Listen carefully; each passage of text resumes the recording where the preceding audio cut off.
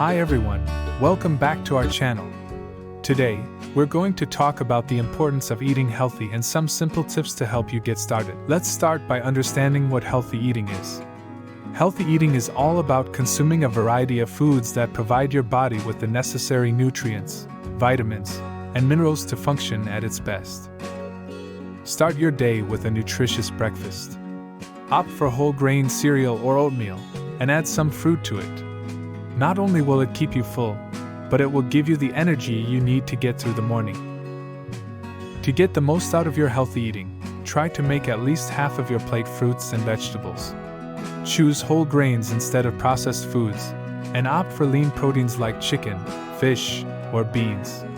And don't forget about healthy fats like avocado, nuts, and olive oil. Limit your intake of processed foods and sugary drinks. Instead, opt for water, herbal tea, or milk. These beverages provide hydration without the added sugars and empty calories. That's it for today's video.